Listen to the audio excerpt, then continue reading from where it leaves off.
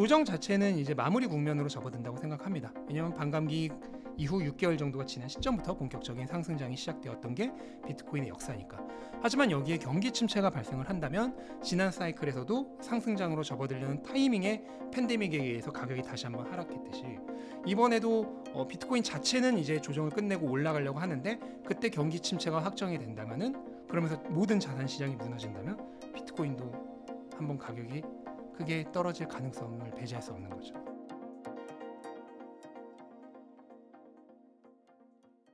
안녕하세요. 인터뷰 진행을 맡은 카프카입니다.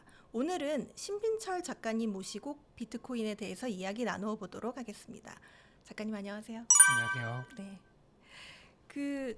최근에 네. 8월 5일에 그 블랙 먼데이 이후에 네. 뭐 미국 주식 같은 경우는 많이 반등했고 우리나라 증시도 많이 반등을 했는데 사실 비트코인은 아직도 많이 횡보하고 있는 네. 수준이어서 많은 분들이 지금 걱정이 많으세요. 이게 원인이 뭘까요?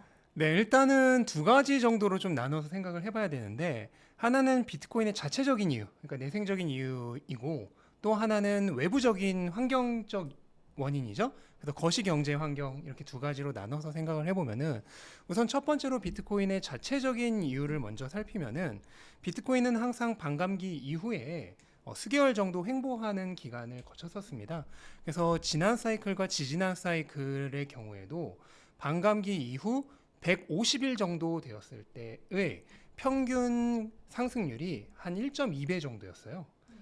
근데 지난 사이클과 지지난 사이클은 반감기 이후에만 각각 8배랑 30배가 올랐던 사이클이기 때문에 엄청나게 그렇게 올랐던 사이클이었음에도 불구하고 반감기 지나고 거의 반년이 될 때까지는 가격이 1.2배니까 거의 그대로 횡보했다고 네. 보면 되는 거죠.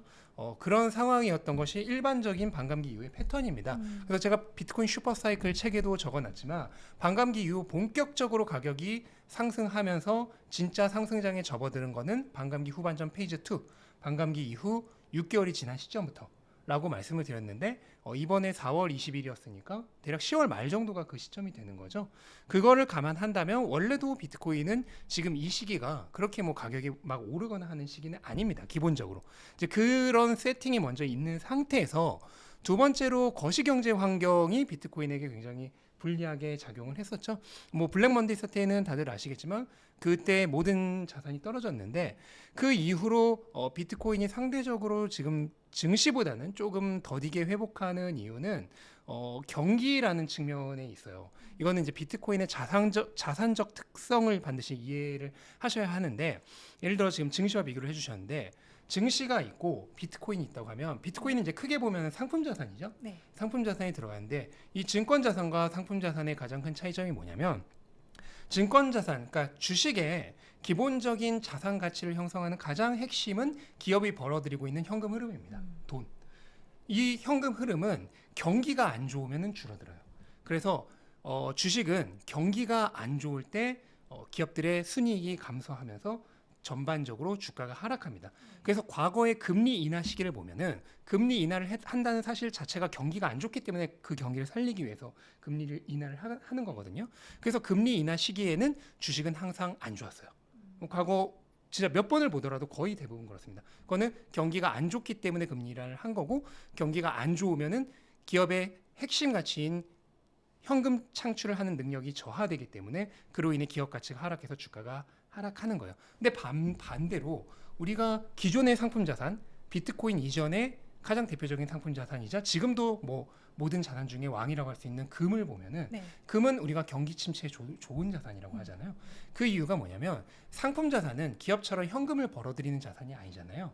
그럼 금, 비트코인, 은 이런 상품 자산들의 가치를 결정하는 가장 핵심 요인은 뭐냐? 그것은 바로 통화에 대한 해지예요.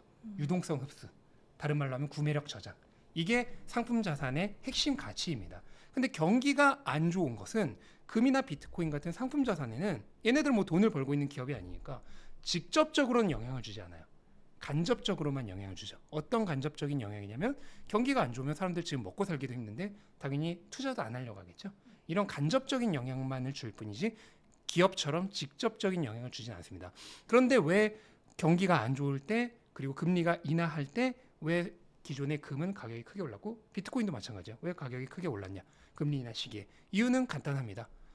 유동성 흡수가 최고의 자산 가치라고 그랬잖아요.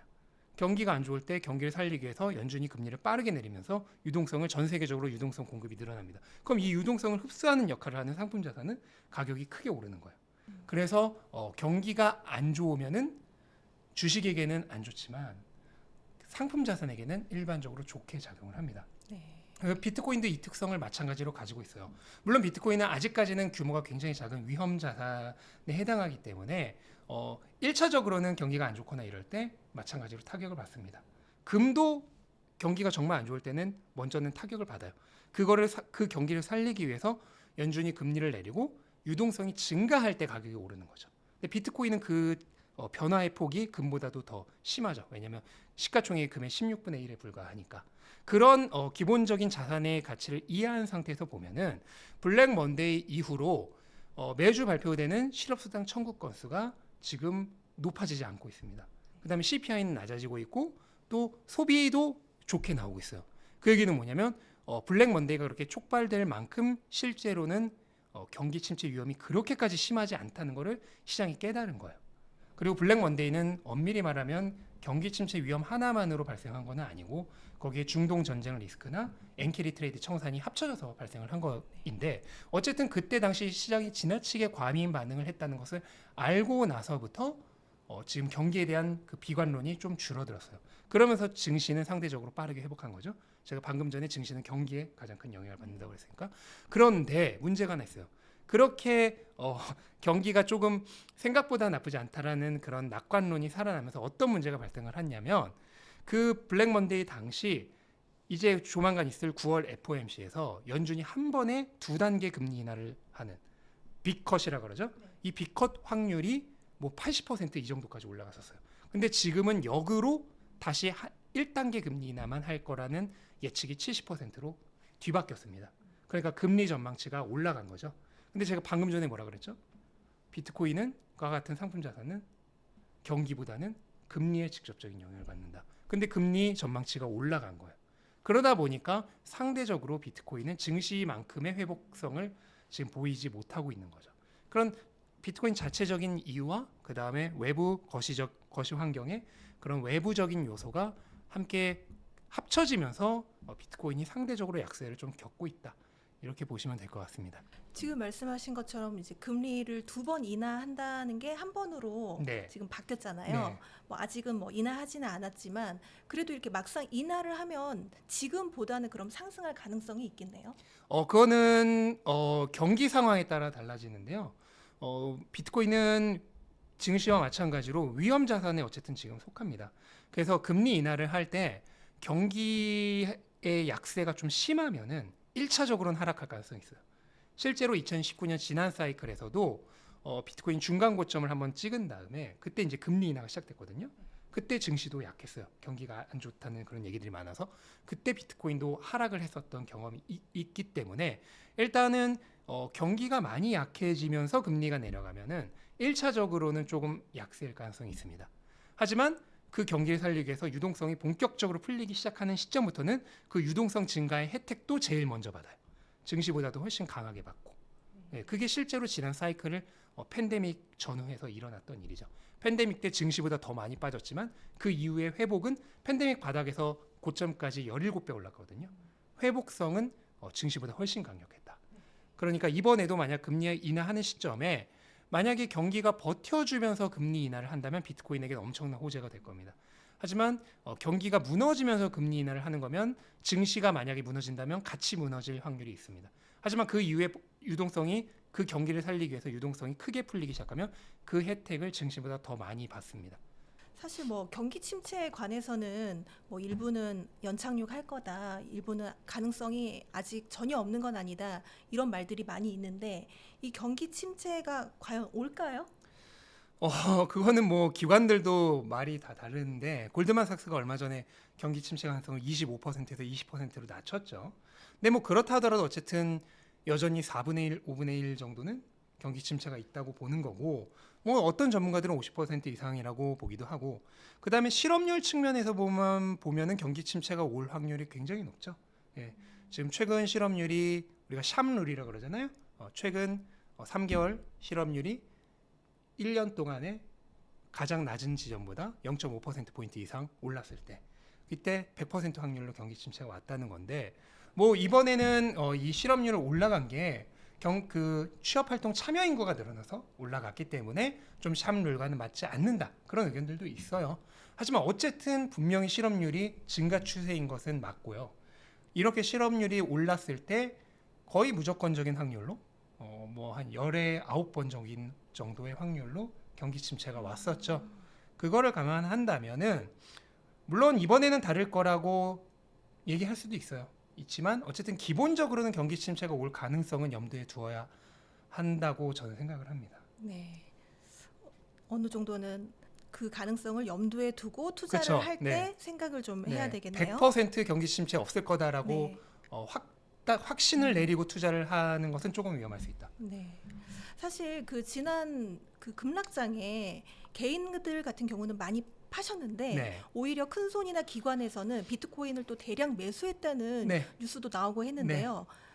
어떤 내용인가요? 네, 구체적으로? 맞아요. 비트코인을 이제 일반적으로 1000개 이상 가진 지갑을 비트코인 고래라고 얘기를 하는데 이 비트코인 고래가 지난 블랙 먼데이가 있었던 8월 5일에 올해 들어서 가장 많은 양을 매입했습니다. 기존의 ETF 막 승인되고 가격이 엄청 오를 때보다도 하루 단위로 봤을 때 그날 가장 많은 비트코인을 샀어요.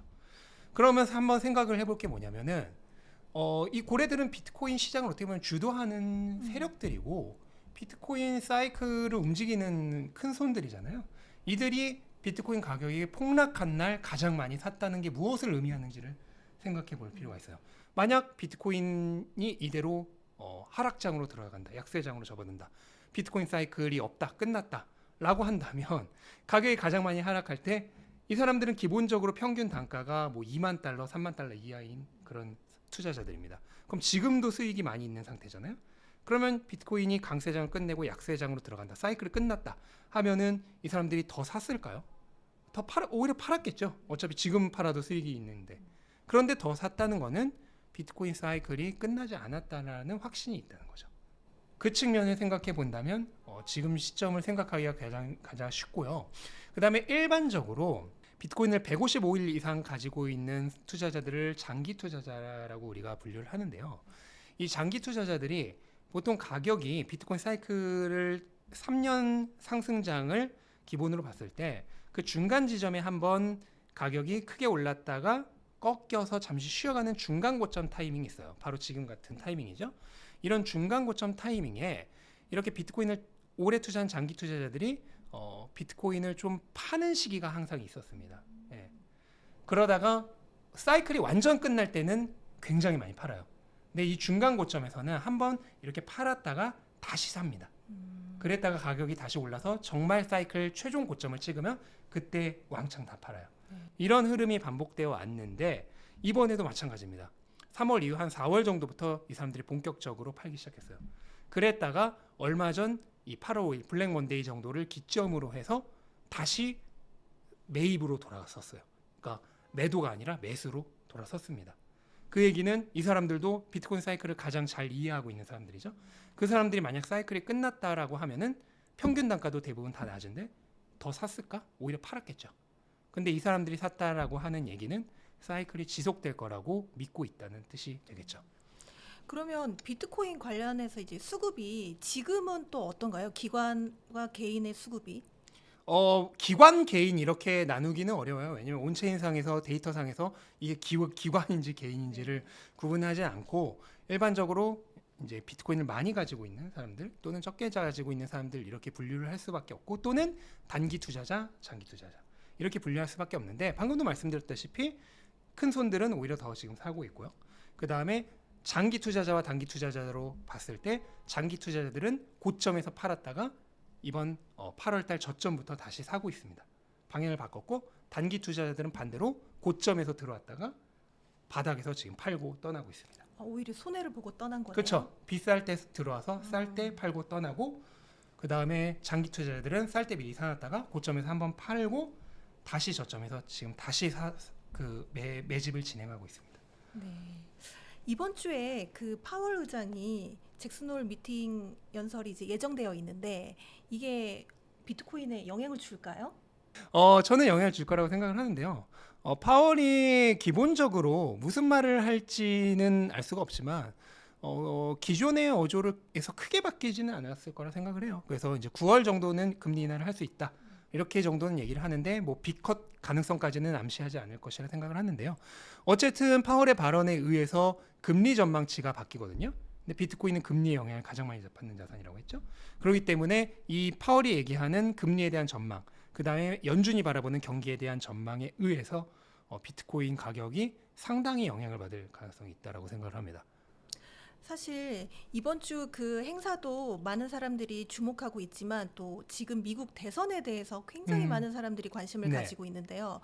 뭐 오늘 또 로버트 케네디 주니어가 뭐 자기 후보직을 사퇴하고 트럼프를 지지할 것이다라는 이야기까지 나온 상태인데 사실 지금 공화당, 민주당 서로 박빙이잖아요. 네. 누가 될지 안개 속이라서.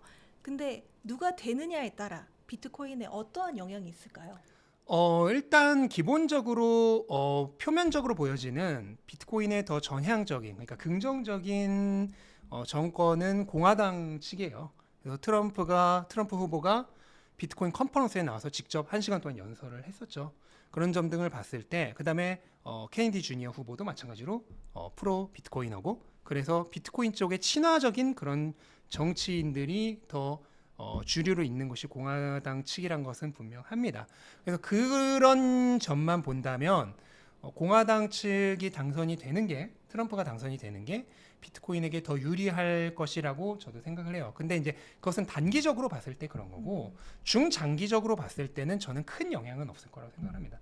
원래 증시도 그렇고 부동산을 제외하면은 이 정치권이 어떻게 되냐, 정치적인 그런 요소들은 기본적으로 금융자산들에게는 거의 중장기적으로 영향을 주지 않았습니다. 그리고 이번에 해리스 측에서도 얘기가 나왔는데 해리스 진영의 선거 고문 중에 한 명이 해리스가 당선이 되면은 친암호화폐적인 그런 정책을 취할 것이다라는 어제자 발표가 나왔죠.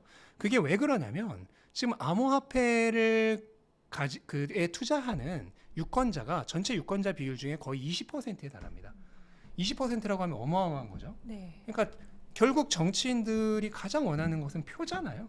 그럼 표를 바랄 수밖에 없는데 이렇게 점점 힘이 커지고 있는 암호화폐 산업, 또 암호화폐 산업은 또 로비가 가능할 정도로 네. 지금 커졌죠. 그럼 결국 정치인들은 돈과 표에 의해서 움직이는데 암호화폐 산업이 커지고 암호화폐에 투자하는 유권자가 많아진다면 결국 모든 정치인들은 암호화폐를 배척하는 방향으로 가기 어렵다라고 생각을 합니다.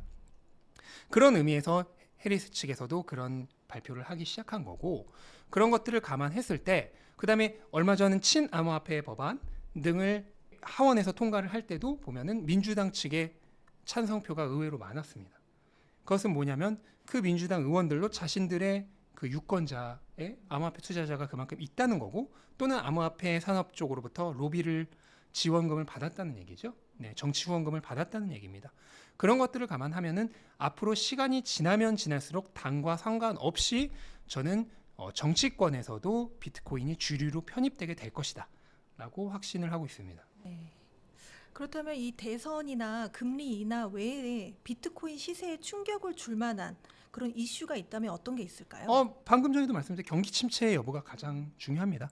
네, 지난 2019년 3차 사이클에서 원래 중간 고점을 한번 찍고 13,000달러 그 정도였죠. 가격이 거의 절반 가까이 하락을 했다가 그 하락을 마치고 상승을 하려는 타이밍에 팬데믹이 딱 터졌어요. 그러면서 바닥까지 다시 갔던 그런 슬픈 역사가 있거든요. 이번에도 저는 마찬가지로 생각해요. 조정 자체는 이제 마무리 국면으로 접어든다고 생각합니다. 왜냐하면 반감기 이후 6개월 정도가 지난 시점부터 본격적인 상승장이 시작되었던 게 비트코인의 역사니까. 다만 비트코인의 내생적인 원인으로만 보면은 이제 조정이 마무리되는 국면인 건 맞아요. 하지만 여기에 경기 침체가 발생을 한다면 지난 사이클에서도 상승장으로 접어들려는 타이밍에 팬데믹에 의해서 가격이 다시 한번 하락했듯이 이번에도 비트코인 자체는 이제 조정을 끝내고 올라가려고 하는데 그때 경기 침체가 확정이 된다면은, 그러면서 모든 자산 시장이 무너진다면 비트코인도 한번 가격이 크게 떨어질 가능성을 배제할 수 없는 거죠. 사실 지금의 횡보장에서 일부는 상승할 것이다, 또 일부는 하락할 것이다 이렇게 이야기를 하시던데 작가님은 상승으로 경기 침체만 없으면은 상승으로 멀지 않았다고 생각합니다. 멀지 않았다요. 네. 네.